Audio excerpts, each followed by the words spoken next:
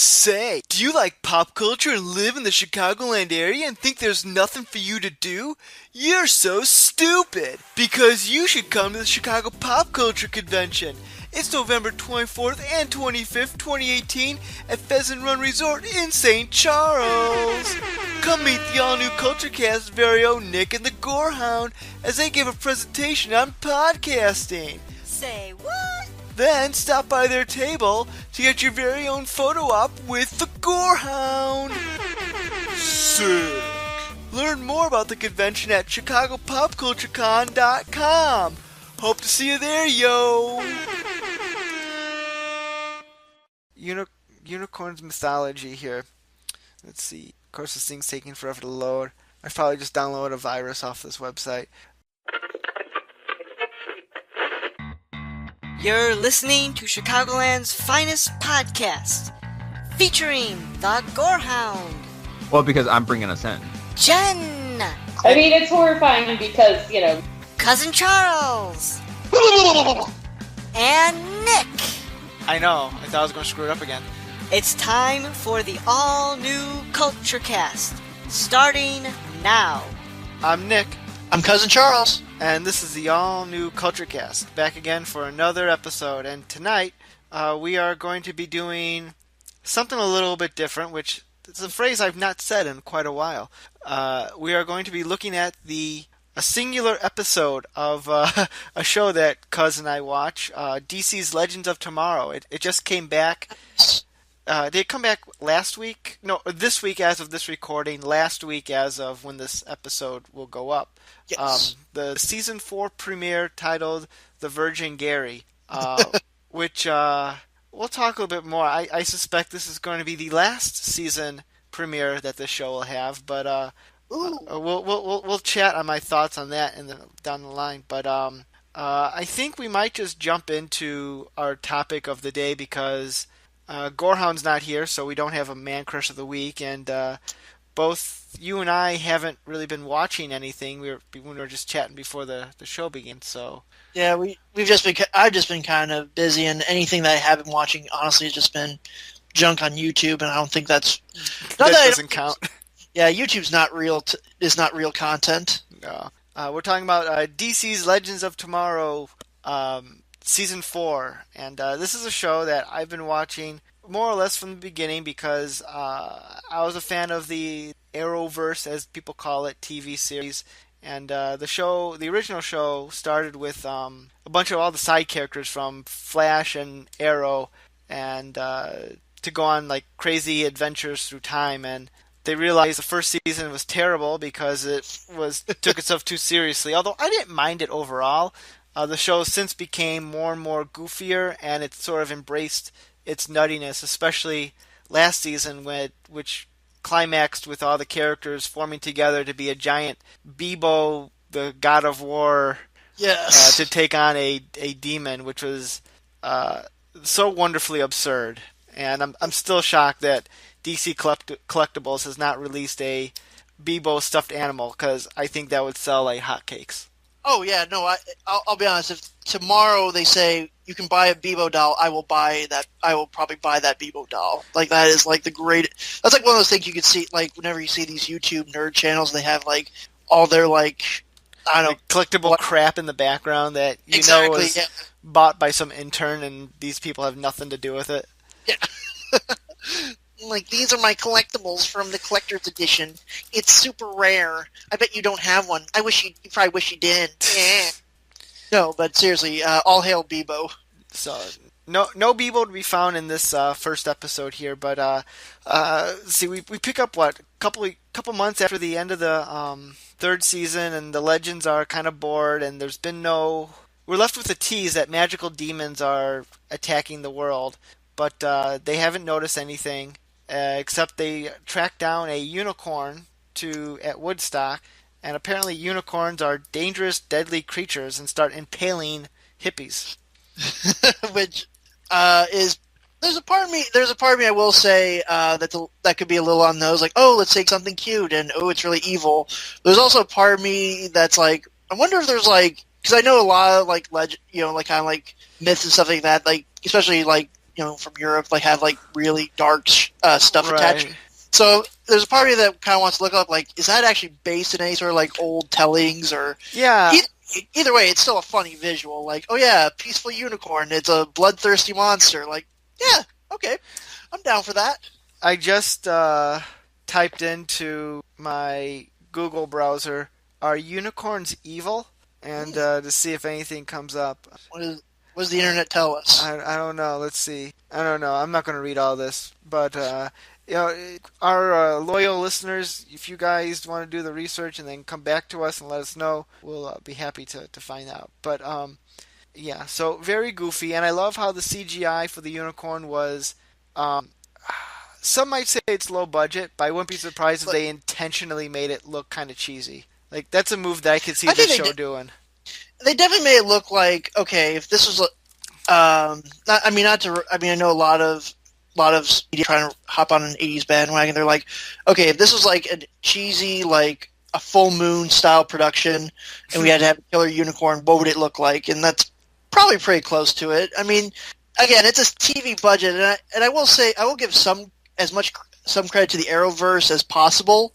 Because, again, they're trying to pull off a lot of big superhero ideas, which, again, a lot of it's like, well, you can't really do this, or there's a lot of stuff where you have to, like, how do you make this possible? I'll give them credit. Like, again, the show's given us, like, a pretty good live-action Gorilla Grodd, King Shark, and some other characters that are pretty hard to translate into a guy in a costume. So, I will say I thought it was okay, and again, I'll be honest, I still like the visual. I kind of ragged on it a little bit. I still like the visual of, like, oh yeah, the unicorns are evil and they're stabbing hippies and eating their hearts. Great.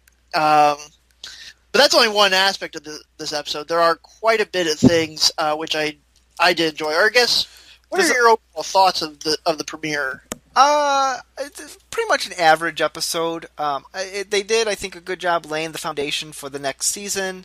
Kind of how the Time Bureau and the Legends are on good terms, and like that the magic thing is brought up, and it seems like they're going to have more of a home base now, as opposed to constantly being on the ship and zip around in time. So maybe they'll be hanging out more in modern day a little bit, like during their off hours.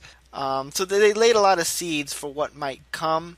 We don't know who the season's big bad is going to be yet, but I'm guessing someone magical, and I'm curious to see who they'll pull from the DC archives to be the villain. I don't think Mollis was based on any DC character that I'm aware of. He might have been original for the show. I don't know. Do you know anything about that? I didn't recognize... I didn't recognize it at all, or if it was like, it's a fake name, and then they give like another DC character character's name. I mean, definitely they decided, okay, we're just going to do our own thing with it. But I'd be very interested to see, what the overall big bad's going to be. It could be Biff Tannen, who pops up as like Nate Haywood's dad. Yeah, I had a question about that. So my memory of hang on, I'm sorry. Going back to Mollis, I just Googled him really quickly. I'm going to read something I got off of the Arrow fandom Wikipedia. In DC Comics, Mollis is almost identically named and similar-looking metahuman supervillain in the Dakota-verse universe, unrelated to most DC continuities. He's not a demon, but shares a passing resemblance to Mollis, having similar bestial appearance with occasional bat-like leather wings, first appearing in shadows, having a body mostly unknown past, including name and time period, as well as creating a group of supervillains with powers. Mollis shares many similarities with Trigon, a powerful demon trapped in another dimension who also uses a girl as a vessel to enter the mortal realm. So I guess there is they pulled some things maybe to make Mollis, but then again, those descriptions are very demon generic when it comes to right things. So anyway, but going back to Nate's. So I'm trying to remember. Nate's grandfather was at the Justice Society, right? Right, he was Commander Steel. Okay, and Nate's father is some government employee. I think he was working in NASA. Wasn't he in one of the episodes that we saw? Well, no, what it was, Nate's grandfather was working at NASA in the 60s, and then... after his time as a superhero. Right, after, Rip's like, hey, you gotta hide this piece of the Spear of Destiny. So we're going to send you, surprisingly not too far off from where he originally was. Like, he's like, okay, I'm going to send you to the 1960s, which is like, Okay. yeah. That makes more sense. I think, I mean, I could be wrong. Viewers, you can correct me in the comments, or Wikipedia could help me out, but I think it's something along those lines. But more or less, Nate's grandfather was not really there for his dad, so AKA Nate's dad is kind of a dick, is what I'm getting. Basically, when your dad's not there, you grow up to become Biff Tannen. Okay. So the grandpa essentially disappeared, and I guess I'm trying to figure out how old Nate's dad supposedly is. Nate was born presumably in the early 80s, given the actor's age and everything. Maybe late 70s. No, probably the early 80s. He's probably not that much. Probably mid-30s at most. I'm just... Okay. Alright, I'm just trying to figure this part out here. Anyway. If Wikipedia catches up, we'll get the official timeline later in the episode. Right. But yeah, where was I going to go with that? So, what did you think of the premiere episode? I thought it was pretty good. I mean, it's the one thing we'll say about Legends compared to the other CW Arrowverse shows. I've described it before, I think, during our Flash Season 3 kind of retrospect, where I described the CW shows as being a labor of love. With Legends post-Season 2, I will clarify, post-Season 2, I mean, the show just consistently is good. It knows what it is. It kind of, it knows that, okay, we're just going to be campy, silly, sci-fi fun. It kind of reminds me... do you remember a couple years back there was like a show called Batman the Brave and the Bold? Oh, the cartoon show? Yeah, the cartoon one. Yeah, I remember that. I don't think I ever rewatched it, though. Okay, I watched a few episodes when it was still on Netflix, but it was Nerd. kind of... Yes, look at my collectibles. But I think that show kind of definitely pulled the whole, okay, well, let's deep dive into all the DC Silver Age, wackiness, and just have fun with just, like, the stuff that we can pull, that writers were pulling out of their ass back in the day. And that's kind of what Legends does. It's like, okay, yeah, comics are very weird, and for the most part, they kind of limit the amount of, like, I will say, when they do explore kind of like the weird Silver Age-ness of DC Comics, it's pretty fun. But a lot of it's usually just historical fiction, which is still pretty good too. But essentially, they know, okay, we're in a kind of a campy, goofy show. Let's just be a campy, goofy show. Not have too much over-the-top melodrama bullshit. Just kind of keep it straightforward, simple. And I think when they focus on that, then they can add other, melodrama and things like that. But it's not nearly as annoying or as convoluted as some of the other shows. Because that's one of the things that kind of took me out of The Flash. I was just like, okay, the melodrama is gone from being enjoyable to now being just really annoying and really stupid, and it's taking me out of like enjoying the show as a whole. But with Legends, it's still consistently fun, and it's like, yeah, it kind of like there was nothing spectacular, like mind-blowing, but it was still like, yeah, this is still the fun Legends. Like, there's no drop in, like, quality. It's like the same shit, but hey, I still like it. Okay. Oh, shoot, I was going to say something, but I totally forgot what I was going to say. Shame on me. Now I remember. I really liked how this season, the Legends did not start off with everybody hating them. Yes. One of the biggest things that bugged me about the beginning of season 3 was that the Time Bureau showed up, said, "You Legends are terrible. You're not going to be time travelers anymore." And they all went back to their lives, and they all had crappy lives. Like Sarah's working at Bed Bath & Beyond, which is so bonkers. Like, she was in Star City. Oliver couldn't help her out, or job. Yeah. Or she couldn't go to the League of Assassins, or whatever. Well, I guess the League was over at that point. Regardless, that she had to do that, and there's cool shit that she could do besides work at Bed Bath & Beyond. Yeah. Or like how Ray was stuck in a working at a dating app website, which I liked how that gag kind of worked its way through the seasons about like swiping. It is more intuitive swiping up instead of left or right. That was a funny Yeah. gag. But like Ray was like a Bill Gates type of character. You mean to tell me that sure he'd been gone for a while and maybe went through a setback that he couldn't have a startup or get better employment with a bigger tech company? Come on. Or Um, go back to the company they freaking started. I get it. He I think willed it to, what was it? I think Felicity or something. But you're telling me that he couldn't just say, "Yeah, I'm back. I'd like to be in charge of my big company, please." Yeah, or like they, I think they would welcome a guy like him back, even as Yeah. a figurehead. But yeah, that stuff was weird, and it was annoying because the Legends I know they were kind of screw ups, but they had saved like reality 2 times now, and suddenly Rip has this time bureau that's like, well, we're better than all of you, and we're going to save the day, and you guys screwed up. Which, don't get me Right. started on the creation of the time bureau. I don't even know how that happened. I know Rip said, "Oh, I took 5 years and I made it," but the time bureau takes place. The time bureau stuff takes place in 2018, like modern day. Like, so do you go back in time 5 years and build it? And like, who funds it? Like, it's very confusing.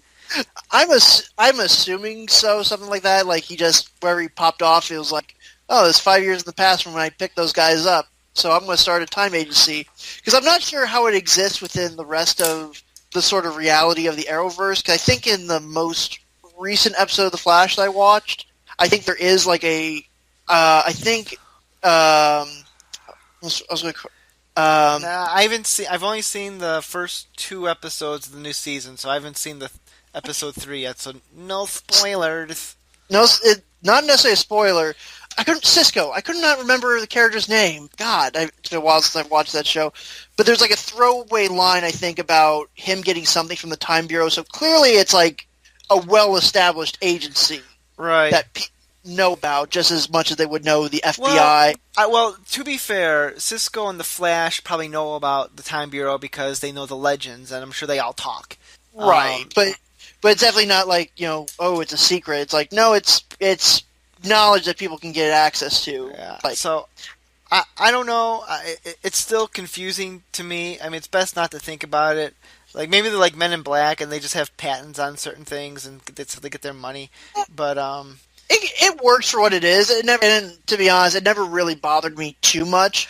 no, it's like one of those things. They establish it, you move on, you just stop thinking about it. But, like, if you stop to think about it, you're like, wait a second. Yeah. I will... oh, sorry, go ahead. No, I had nothing. Okay. The one thing I will say that Legends does better in their premieres compared to the other DC shows, especially, and I'll compare it directly with The Flash. This has always been one of the things that kind of really... one of the things that really stopped me from kind of keeping up with that show as much as I was. And I compare it because, like, before Legends, The Flash was my favorite of these DC CW shows. Because I just like the tone. I liked it, it's funny, it's goofy, but then it can also have some serious, moments or some more heartfelt moments that felt genuine. And what really took me out of The Flash was every season premiere for The Flash, except for this past one, it started with what I'm going to call, we got to get the band back together. Mm. You know what I mean? Like, you know how like in Blues Brothers where they're like going around collecting all the different band members and getting them back. Like season 1 makes sense. This is an origin. This is how they all met. But season 2, after that awesome season 1 finale where it's like, oh my god, what's going to happen now? Oh yeah, we all broke up. We got, Caitlin's fiance died, so everybody's got a big set now.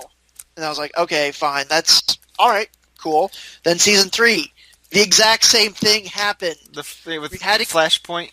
Yeah, after Flashpoint, the Flash it happened twice in season 3 because in Flashpoint, Barry had to get everyone together, and then when he gets back to the normal timeline, he still had to get everyone together because Cisco's pissed, and Iris and her dad are mad at each other, and yeah, like oh yeah, that's true. I completely glossed it over. I was like, oh yeah, that's right. They had to do it twice, and then season 4, well, we just gotta get Barry back in, but still, for the most part, we gotta put the team back together. It's like with Legends so far in their premieres, they've done a similar thing where the team is dissolved. With Legends, I guess they kind of did the same thing in season 2 and season 3, because in season 2 it starts off and all of them are like trapped in different time periods, and then Yeah.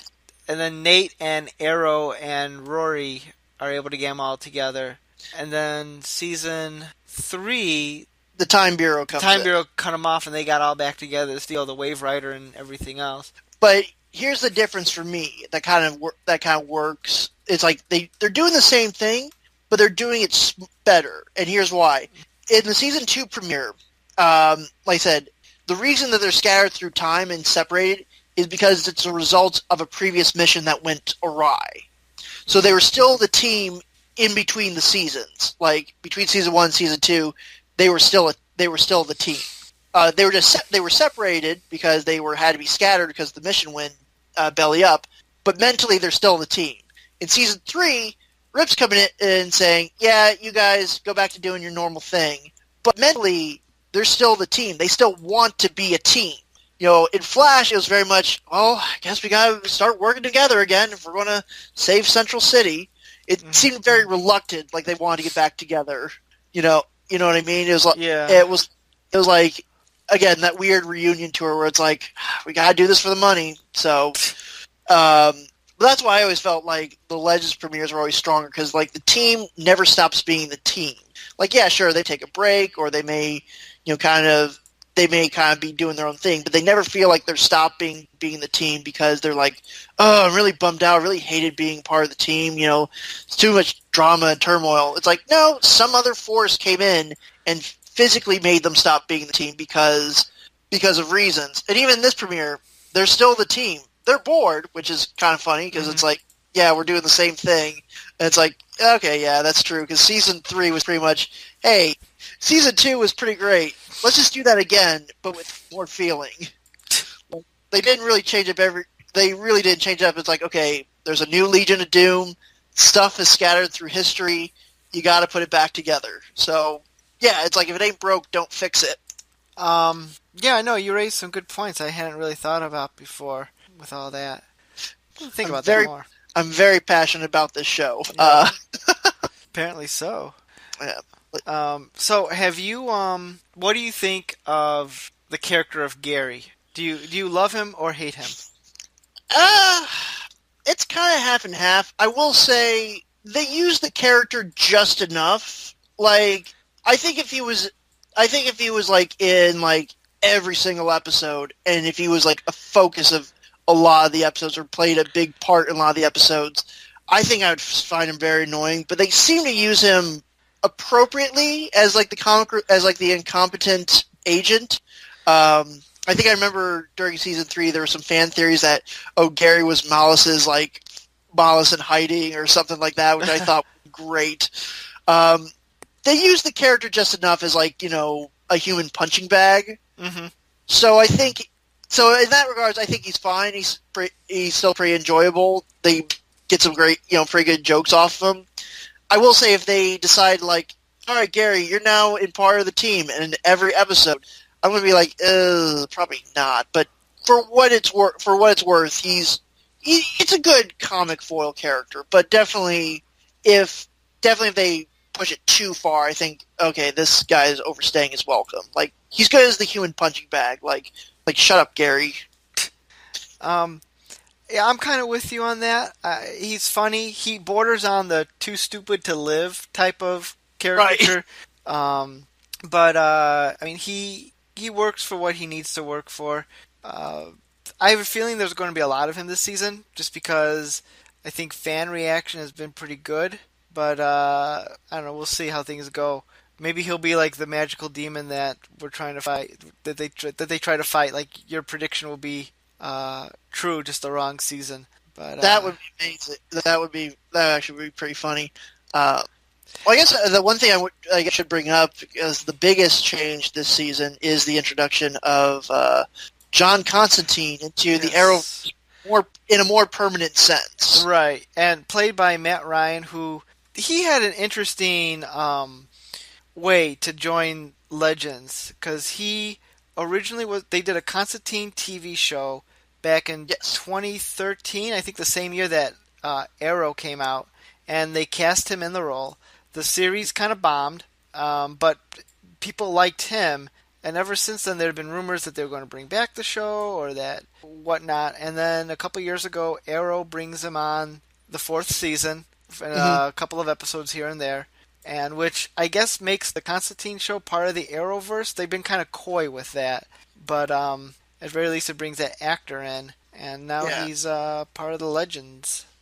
Yeah, it's definitely in kind of like in the online sort of like fan circles. It definitely seems to be the phrase, bring back Constantine is probably at the same level as like, bring back Firefly for another season or something like that. In terms of having a very vocal fan base, I've yet to see the Constantine TV show. Yeah, I haven't seen it either. It's one of those things that I'm like, I should probably put that on my list of things because I mean it's kind of, I don't want to say mainly because it's like, okay, well it's only one season, I can probably binge myself through 13 or how many odd episodes it is. But I mean he's very enjoyable in the role, and I really don't know too much about the Constantine character. Like I never really read any of the I think it's like Hellraiser books or Hellraiser comic books where the character is originated from. But he is he's very likable and very enjoyable in the role as like as basically Magic. Who was the guy from Sex Pistols? I don't know. Oh God, I don't know music. Come on, get out of here with that. All right, I kind of only know music. I'm just.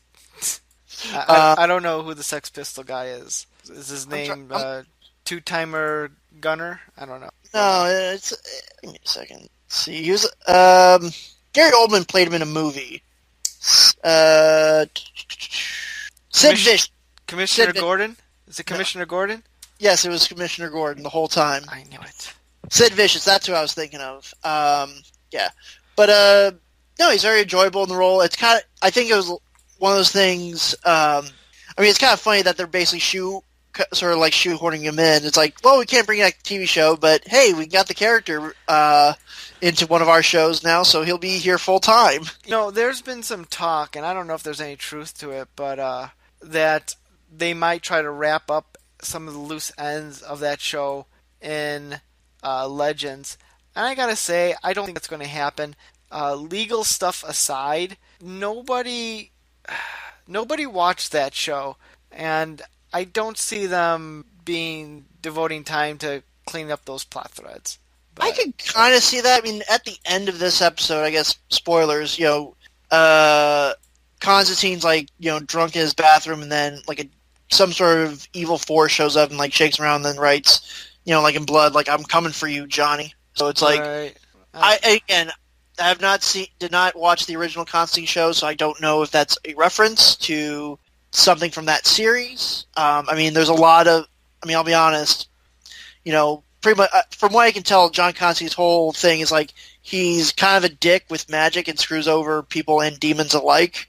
So it's like, yeah, you could pretty much use any number of the DC demons that, that exist, and kind of say, oh yeah, John kind of screwed this guy over or something like that.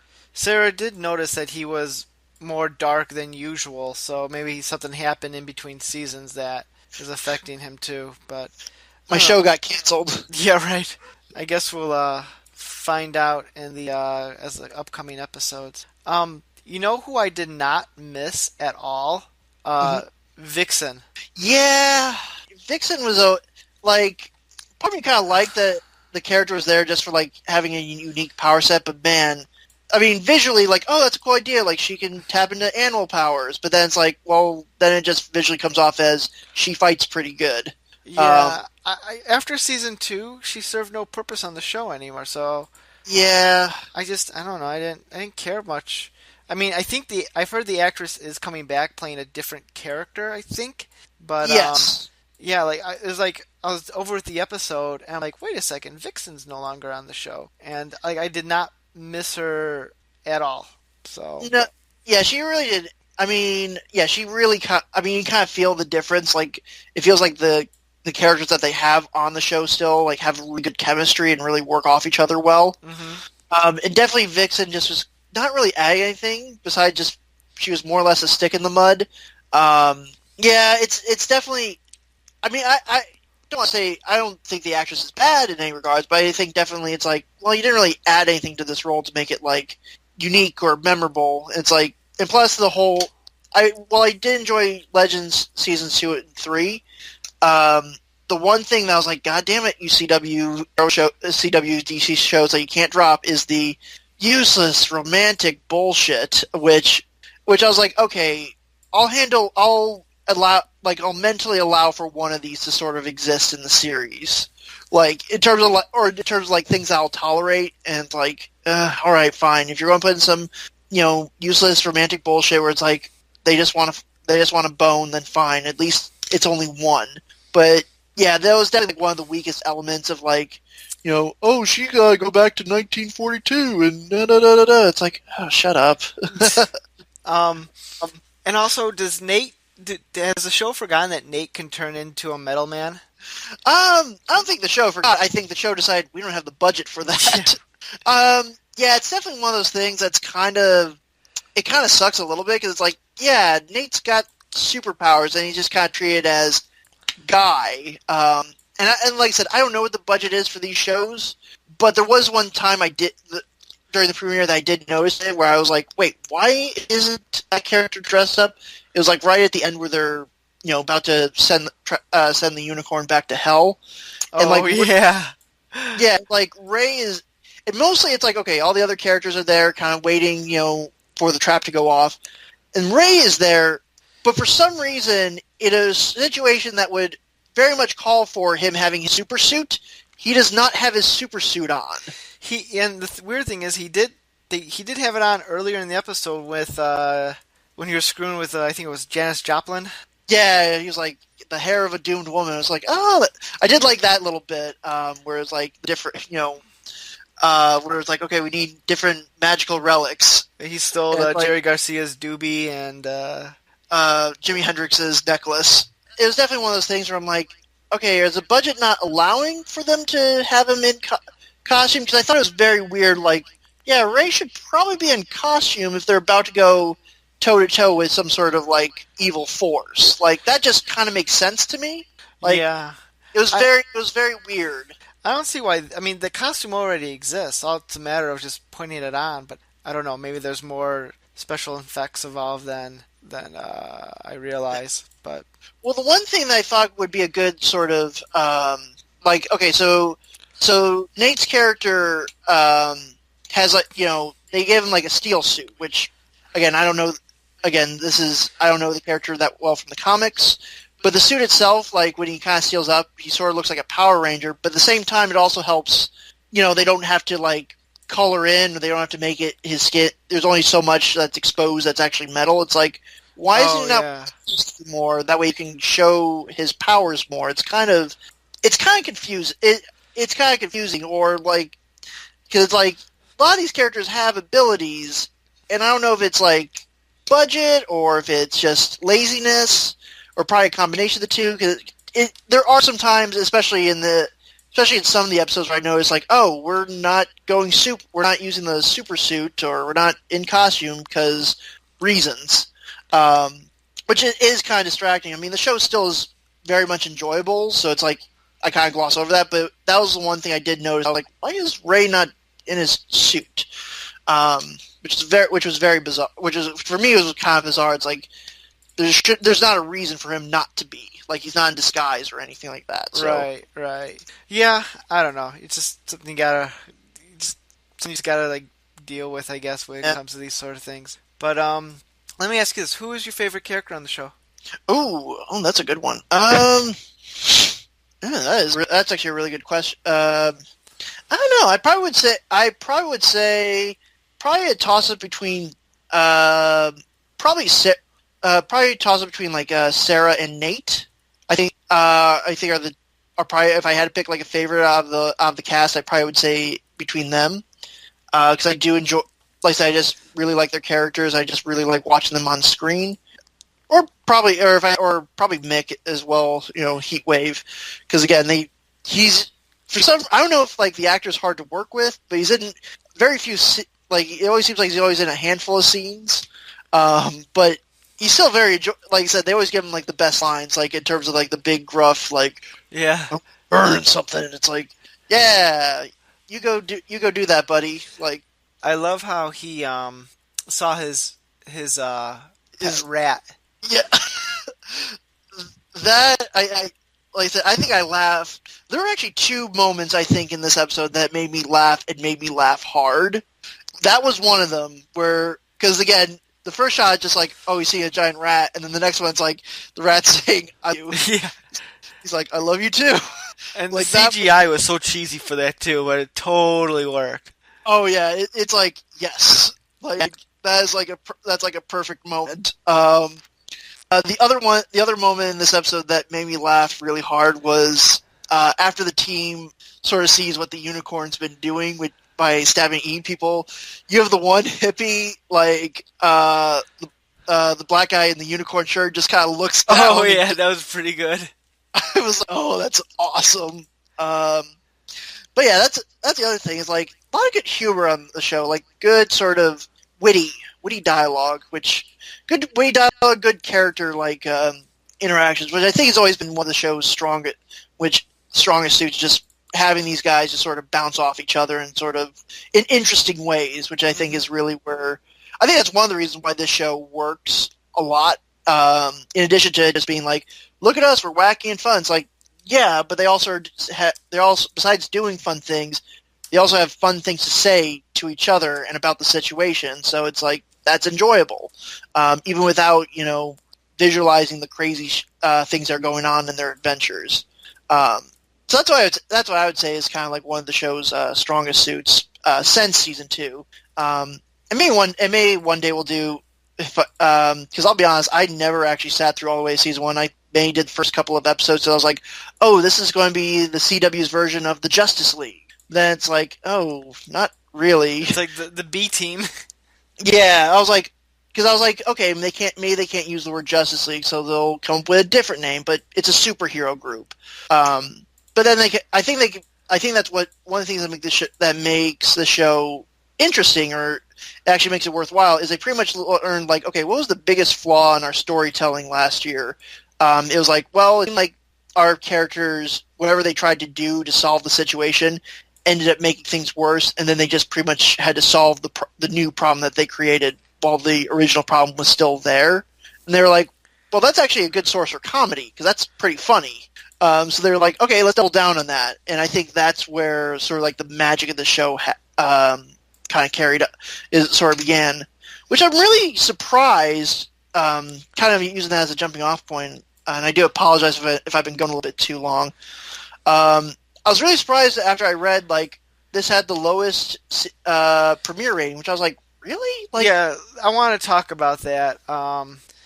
I teased that a little bit at the beginning there, but yeah, the ratings for this show were not good this season, and quite honestly, I am surprised that the show came back. Honestly, I really? thought it's always been kind of like the lowest rated of the Arrowverse seasons, or not Arrowverse. I'm sorry, been the lowest of the Arrowverse shows, and it just, I don't know, it didn't seem like it had a really solid direction other than goofy comedy, which is fine, but I mean they even the upcoming crossover is not going to have them as a part of it, so I honestly think that this season will be the last of Legends of Tomorrow. Yeah, I guess anything can happen, but if that Batgirl series becomes an actual series, there's no way CW is going to want to have, like, what do they got? 1, 2, 4, 5, 6 superhero shows. Yeah. I'll agree with you in that cold hard reality. I mean, yeah, because it definitely seems, and I'll kind of go into this in a second, but because I just want to address possibly if this is the last season of Legends. I mean, I think that's one. I didn't realize it was actually that rated that low, because I felt like the show was growing in popularity. Like, I felt like in terms of like people recognizing, like, hey, these other DC shows have a lot of bullshit problems that are making people not enjoy them. hey, here's one that's enjoyable, that's just fun and silly, and is just trying to entertain, but is doing its own thing. That's not weighed down by all the pointless character drama. I thought it was actually like ratings were going up. I didn't realize that they were actually that low until I saw that article, which is a shame because it's like, again, this is probably out of all the current Arrowverse shows, I would honestly call this one best in terms of just pure entertainment and just like not in terms of like when I watch The Flash or I watch Arrow, like, oh yeah, I could go, oh, that was an enjoyable episode or that was an enjoyable moment for that episode, but it's like a lot of them leave me more frustrated than they do satisfied. And with Legends, I'm like, yeah, that was very enjoyable. I don't have any nagging. There's no nagging like, oh God, we're doing this again, or oh God, Barry's not telling somebody a secret, which is going to cause more. Yeah, that always irritates me when they purposely do the secrets. Like I went through 10 years of Smallville, and that was like the biggest thing. Like, this problem we solve if they just told each other the truth just once, and everything will be resolved. But no. Well, and I will kind of get it. I will say in this episode, they pretty much come across that same dilemma, and they solve it in the same freaking episode. Mm-hmm. With Sarah and Agent Sharp. Yeah. Where Sarah's like, oh, I don't want Ava to find out that I kind of that me and my team screwed things up for the worst by releasing magical creatures into the time stream, and then Ava finds out off camera in probably the most obvious way that would have happened. Gary was very proud of his lost nipple. Yeah. But then Sarah actually, just tells her, doesn't let it stew for like several episodes, and that's like, yeah, I heard about that, and I forgive you, or I understand, and I'm not mad. It's like, wow, that's refreshing to actually have. You set up one of these typical scenarios, which I think it's not bad to have a secret that gets revealed, but it's like when that's always like your trump card for every season, like, we can't tell somebody this. They should never know about this. It's like, when that's your trump card every season, and usually several of them, it's like, we all know what's going to happen.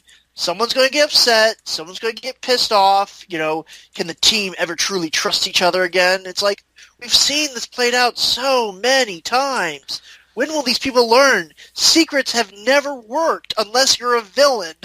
Like, it's infuriating to watch, because it's like, won't somebody in the writer's room realize that this is not good television? I get it. You have to stretch out 22 episodes of maybe like what's a 13-episode idea, but it's like, there's got to be something better you can do, and that's like one of those things where, that's just one of those things where again, I'm like, Legends, I think, is just telling these stories smarter. It's like, yeah, we don't need this.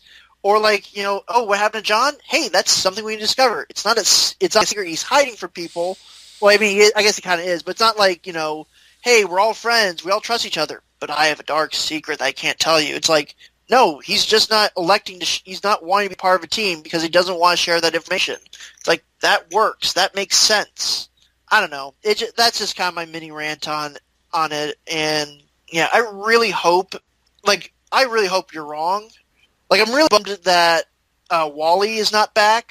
Oh yeah, well, I don't know what's going on with him. I guess the actor's not coming back to any of the CW shows. They kind of said, oh, he's finding himself. So I don't know if he's coming back to Legends at all or what. But I think he was in I think I did watch some of season 4 of The Flash. He is in that premiere. Oh yeah, I know he's there.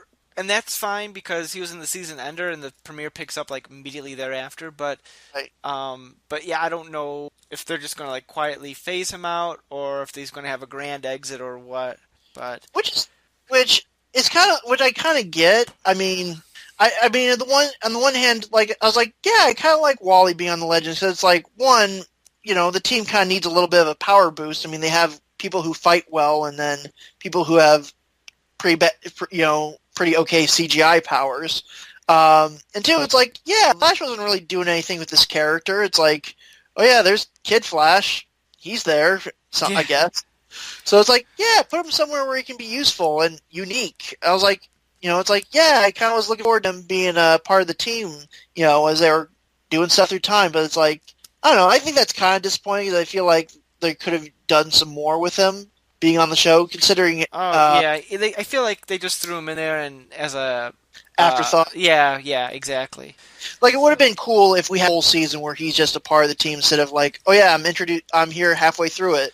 I did feel last season was very much like there are a lot of comings and goings, and they were very random when they were coming and going, and like Stein left, and then Jax left, and then they brought in Wally, but then Wally's leaving, and it's kind of like I don't know if how much of that was planned ahead of time or if it was just kind of determined as the season went along. I don't know. It felt very disjointed that way.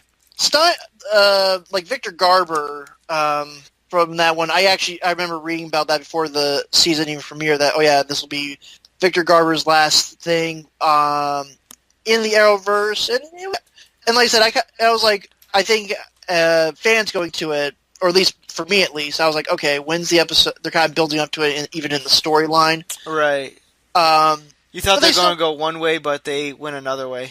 Yeah, and I again, they at least gave the character a fitting send-off, and I was like, oh wow, they're getting rid of both halves of Firestorm, which I was like, they kept the characters apart, probably for, again, special effects cost money. Firestorm is expensive, but I still liked it. I still liked the character of Jax and of and the Professor, because it's like, yeah, you need to have like a Professor character to explain all the techno babble. So, but yeah, definitely last year there were a lot of characters introduced and left, and now it is a smaller cast, but with the addition of Constantine. So I don't know. I kind of like it being I do enjoy it being a bit of more of a rotating cast of like, hey, different characters come and go. Like, yeah, that's kind of fun, But all I know, and let's wrap this up here because we're going way longer than I thought we were going to go with this. All I know is that the Stein puppet, I guess, is coming back. Yes, and it's going to apparently be on a murderous rage, which that is great. And we have some interesting things to look forward to. And also to go back to a question that I asked you 30 minutes ago. My favorite character is Zari. So. Oh, I would say she would, in terms of like whenever a show adds a new character, all of a sudden, I would say she's probably a best case scenario. It's like, yeah, she fits in pretty well with the cast without being like, whoa, I'm your best friend now. It's like, oh yeah, she's a not a Poochie situation. Yeah, definitely not. It's like, yeah, this is a much needed character, adding a different type of flavor compared to like we quip and stuff like that. I am curious, and I know the show will never go into it, but Zari comes from a future not far from where they are currently, where metahumans and vigilantes are completely outlawed.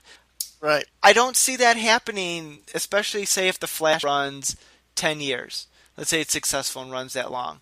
I don't see them being outlawed by that time, like how the story is making it out. So maybe that's a story they'll tell down the line, like, oh, we almost had it, but we saved the future at the last minute. But right, or like our work here, our work with the time stream, fix things. So your version of 2042 never happened, I don't know. Something like that. Because I think they say the Flash disappears in like 2024 or something like that. Or does he? Whoa. We'll have to find out what Nora does. Some sort of time traveling shenanigans. Which I will say, as a side note, I will in me praising Legends one last time. I will appreciate that Flash tried to give some rules or some explanation of time travel, and now pretty much it's like out the window. Yeah, it's pretty much whatever. Like season 1, time travel is like this big thing that had very set logical things that made sense, and now it's like Legends from the start was like, yeah, whatever, you do things with time. Some things change. It was pretty much because we did this made things worse. It's like I don't know. I like that Legends didn't really try to get too much into the technicals of it. It's just like, look, bad shit happens when you mess with time, yada yada yada. I would say kind of like hopes I have for this season, considering that we're getting into more magic and stuff. I do hope they introduce some more magic-based DC characters. Like, I would love if they could somehow introduce the Spectre, or like Dr. Fate or something like that. Or the biggest character that I don't think I hope that they could do, because I think it would make sense thematically with what they're doing this season. But I don't know if they have if they'd be able to actually pull it off. Would be if they could introduce Etrigan. Oh yeah, the dragon. Yeah, the demon, which I think in some more recent iterations, at least from the cartoon versions I've seen, they make him rhyme like as he speaks. Yeah, I'm curious if they'll do that. I would be very interested to see, because I feel like that would be a perfect character to introduce. Because I think they did a Justice League Dark movie a year or two back, and that had Etrigan and John Constantine in it, which, funny enough, was voiced by Matt Ryan. Matt Ryan, yeah. So it's like, it would be. I think that would be a perfect. This would be the perfect season to introduce Etrigan the Demon, because it's like, well, they've kind of established. They've kind of done like King Arthur stuff, and I think it would. If you were to do it, this would be the perfect season to introduce that character, and I think that would be very interesting to see if they could actually pull it off. But only time will tell. See what I did there? Yeah, I saw what you did. Now get out. Oh. All right. Well, let's finish this up here because I'm exhausted. So, this has been our episode talking about the season premiere of Legends of Tomorrow, season 4. Maybe we'll do a season finale episode and see where the season had taken us. And also, we should do another episode on this year's crossover. It seems like they're going to have some cool things. So, some stuff to look forward to, folks. So, I'm Nick. I'm Cousin Charles. And this has been the all-new Culture Cast. We'll see you next week. You've been listening to the all-new Culture Cast.